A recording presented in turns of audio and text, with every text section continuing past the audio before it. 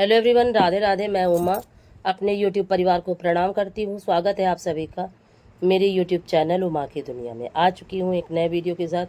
नई शुरुआत, नई कोशिश। समय है सुबह का और नहाना धोना हो चुका था, सारे काम सुबह के हो चुके थे। अब बारी थी खाना बनाने की। मौसम थोड़ा सा वैसा था, बारिश हो रही थी काफ़ी समय से, तो बस ये लग रहा था कि थोड़ी सी चाय बनाऊँ। चाय बनाने लगी और फिर मैंने कढ़ाई चढ़ा दी थी। बनाने जा रही थी मंगोड़े। और कल मैंने मनाई थी भगवान की छठी, और कल ही मेरे छोटे बेटे का जन्मदिन था। जिस दिन उसका जन्मदिन होता है उसी दिन भगवान की छठी मना लेती हूँ।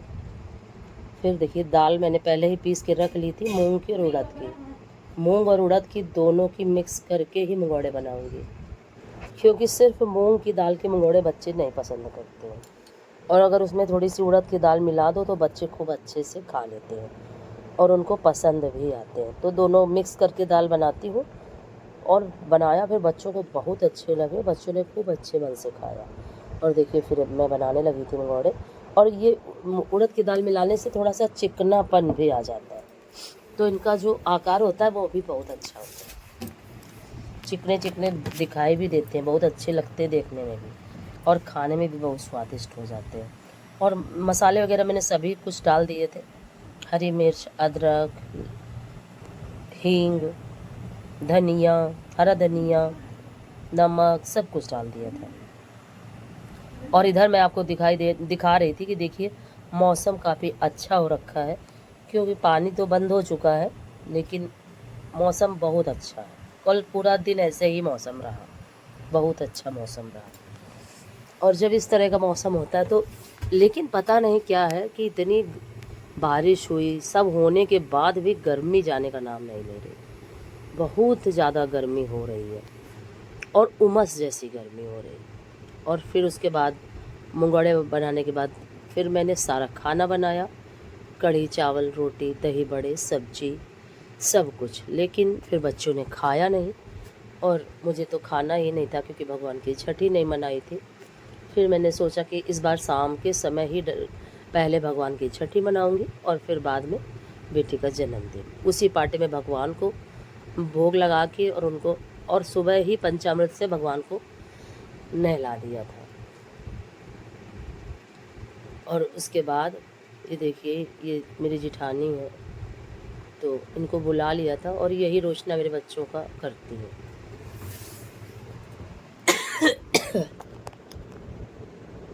ये फिर चौक बनाने लगी थी और इधर बीच बीच में सारे सामान मैं इनको देती जा रही थी, क्योंकि जब कोई, हमें तो पता होता है कि हमारा सामान कहाँ रखा है, लेकिन दूसरे को नहीं पता होता है कि हम कौन सा सामान कहाँ पे रखा है।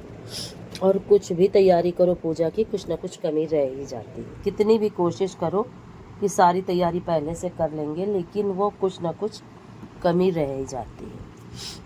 फिर मैं इनको सारा सामान देती जा रही थी और अब बारी थी लड्डू गोपाल को पाटे पे विराजित करने की। फिर मैंने सिंहासन से इनको उठा के और पाटे पे बिठा दिया था। और मेरे लड्डू गोपाल इतने ज़्यादा छोटे हैं कि उनका आकार ही समझ में नहीं आता, ना उनका चेहरा, और बहुत पुराने हैं और घिस भी चुके हैं। मेरी दादी सास के समय के हैं, उनके यहाँ, उनसे भी पहले के हैं ये। और ऐसा हो नहीं सकता कि 2 लड्डू गोपाल, और मेरे यहाँ 2 लड्डू गोपाल हैं, और जो छोटे वाले हैं वो तो इनसे भी ज़्यादा घिसे हैं। और उनका क्या था, वो जिस भाव से भी हो, मम्मी बताया करती थी कि वो इनको खूब मिट्टी से रख साफ़ किया करती थी। और पहले इन सब चीज़ों का कोई ज्ञान तो होता नहीं था, सिर्फ भगवान की पूजा से, भाव से मतलब हुआ करता था।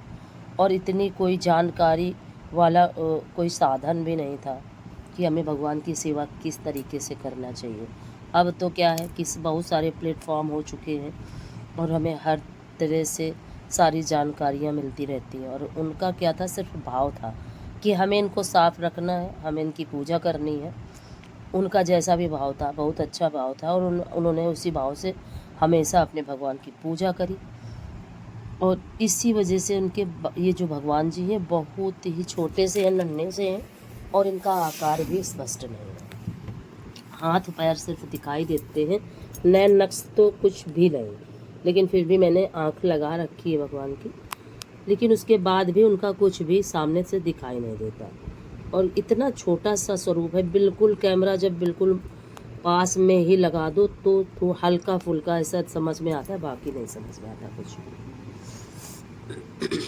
और उसके बाद देखिए कलश की पूजा, गौर की पूजा, सारा ये सब करने के बाद, पुष्प वगैरह चढ़ाने के बाद अब बारी थी भगवान के भोग। सभी कुछ मैंने बनाया था भोग के लिए, जितना छठी में बनाया जाता है। और उसके बाद भगवान को भोग लगाने के बाद इसी पाटे पे अपने छोटे बेटे को भी रोशना लगवा दिया था, क्योंकि ज़्यादा हमें कुछ करना नहीं था। ऐसे ही साधारण तरीके से हमेशा ही मैं अपने बच्चों के बर्थडे करती हूँ, क्योंकि पहले क्या था, हमेशा मैं बुलौआ वगैरह लगाया करती थी गांव में, बहुत सारे सब कुछ अच्छे से किया करती थी। लेकिन करीब 6 साल से 7 साल से मैं कुछ भी नहीं करती हूँ। बस ऐसे ही साधारण तरीके से भगवान की, जिस दिन भगवान की छठी पड़ती, जिस दिन उसका बेटे का जन्मदिन पड़ता है उसी दिन भगवान की छठी भी कर देती हूँ। तो दोनों ही काम एक साथ हो जाते हैं। कभी छठवें दिन पड़ता है, कभी 7वें दिन पड़ता है, ऐसे ही पड़ जाता है। और उसके बाद देखिए वो रख की थाली रख दी थी और आरती हो करने लगी थी दीदी। और काफ़ी समय लगता है कोई भी पूजा हो। और उसके बाद फिर मैंने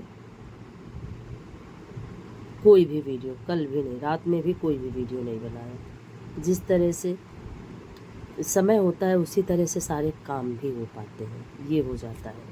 अगर आज का वीडियो आपको थोड़ा सा भी अच्छा लगे तो वीडियो को लाइक करिएगा, चैनल को सब्सक्राइब करिएगा, बेल को ज़रूर प्रेस करिएगा। एक प्यारे से कमेंट के साथ अपना प्यार आशीर्वाद मुझे ज़रूर दीजिएगा। और मेरे यहाँ जिस तरह से होता है वैसा मैंने आपको दिखाया। और सभी के यहाँ के रीति रिवाज, सभी के काम करने के तरीके, सभी के पूजा करने के तरीके अलग अलग होते हैं। मेरे यहाँ जिस तरह से होता है मैंने आप सभी को दिखाया। और उसके बाद अब और छोटू लाल से कहा कि बेटा कपड़े बदल दो, लेकिन उसने कपड़े भी नहीं बदले, जिस तरह से था वैसे ही आके हाथ पैर धुल के और बैठ गया। काफ़ी देर हम लोग कहते रहे कि कपड़ा बदल लो बेटा, कपड़ा बदल लो, लेकिन उसने नहीं सुना। कहने लगा मैं जैसा हूँ बस ठीक है। लेकिन ठीक है, बच्चे जिस तरह से खुश रहे, बच्चे जिस तरह से उनको संतुष्टि रहे कि हाँ ठीक है। और लड्डू गोपाल जी के लिए मैं दूध लाना भूल गई थी, क्योंकि उनको दूध का भोग बहुत ज़रूरी, दूध माखन मिश्री ये तो बहुत ही ज़्यादा ज़रूरी है। और अब इनको इनके स्थान पे बिठा देती हूँ। और अब आ गया मेरा छोटू, और बहुत शैतान है। तीन के तीनों बहुत शैतान है। और ये दोनों तो बहुत ज़्यादा आपस में लड़ते हैं पूरा दिन। लेकिन ये लड़कपन है, ये समय जो आज है वो फिर वापस नहीं आता कभी। और हम लोग भी छोटे थे तो हम लोग आपस में खूब लड़ा करते थे। तो जब इनकी लड़ाई देखती हूँ तो मुझे अपना बचपन याद आ जाता है। और फिर समय बदलता रहता है धीरे धीरे, फिर सभी अलग अलग हो जाते हैं, लेकिन वो यादें कभी नहीं जाती हमारे जीवन से, अपना बचपन कभी नहीं जाता। और मेरे बच्चों का तो बचपन बहुत ही कष्ट भरा रहा है। भगवान से बस इतनी ही प्रार्थना करती हूँ कि इनके जीवन में कष्ट कभी ना आए। सारी जो मुसीबतें, सारे जो कष्ट हों वो प्रभु सब आप अपने चरणों में समाहित कर लेना, और दुनिया की सारी खुशियाँ मेरे बच्चों को देना। और कभी किसी के भी जीवन में इस तरह की उतार चढ़ाव ना आए, कोई भी बच्चा कभी इस तरह से ना जिए जिस तरह से मेरे बच्चों ने अपना बचपन देखा है। सदैव सभी के जीवन में बहुत सारी खुशियाँ रहें, सभी के शरीर स्वस्थ रहें। सभी स्वस्थ रहेंगे तो अपने सारे काम भी बहुत अच्छे तरीके से करेंगे। और फिर उसके बाद और एक छोटी सी क्लिप थी, वो जैसे ही मैंने वो किया पता नहीं कैसे डिलीट हो गई। और फिर बेटे ने बाद में भगवान को भी प्रणाम किया था। और इस तरह से काफ़ी साधारण तरीके से बच्चे का जन्मदिन मनाती हूँ और उसके बाद हमारे यहाँ गांठ लगाई जाती है। तो गांठ लगाई जाती है, कलावे एक धागा बनाया जाता है जब बेटे का जन्मदिन शुरू होता है, तभी से ये हमारे यहाँ का नियम है।